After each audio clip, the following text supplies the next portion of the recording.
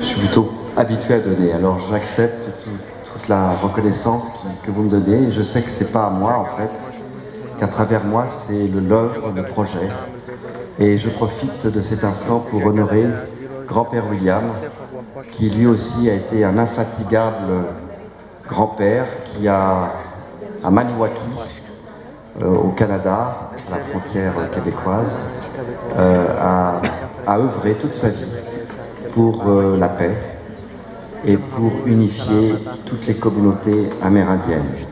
Et croyez-moi que c'est pas simple. Alors il a été reconnu comme un chef coutumier de grand niveau. J'ai eu l'honneur de le rencontrer, de le connaître pendant plusieurs années.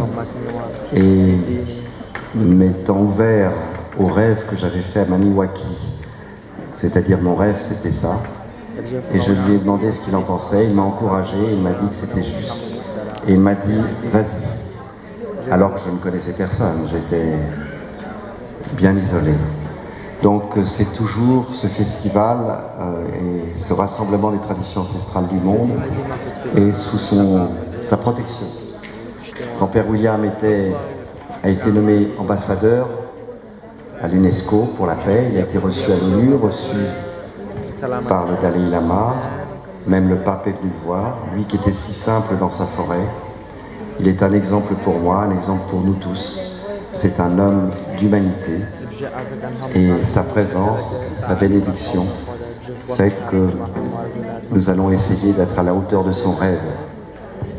Une société, une humanité de paix et de sagesse où tous les hommes et les femmes de toutes couleurs et de tout continent se prendraient la main et se feraient une bise fraternelle au lieu de se faire la guerre. Voilà le rêve de grand-père William.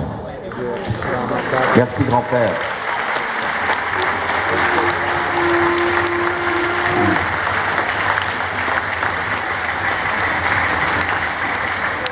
Le deuxième photo que vous voyez, certains qui sont venus l'année dernière le connaissent. C'est Tinieri Diarra du Mali, qui était un être magnifique de simplicité. Ceux qui l'ont rencontré et qui n'ont pas eu la chance de l'écouter, vraiment c'est dommage, c'est un être exceptionnel. C'était un exemple pour moi. C'était l'être le plus ordinaire qui soit, alors que c'était l'être le plus extraordinaire. Il était herboriste, et plus que ça, il faisait de la divination traditionnelle malienne du pays d'Ogon. Il était reconnu par son gouvernement, c'était une autorité très respectée. Et c'est pour cela que l'intégrisme religieux, l'intégrisme musulman, l'avait condamné à mort, lui avait fait une fatwa sur le dos. Il voulait l'éradiquer car c'était un renégat, c'était un profane, comme ils disent. Lui qui témoignait des sagesses de la nature. Il nous a quittés, il a quitté son corps violemment.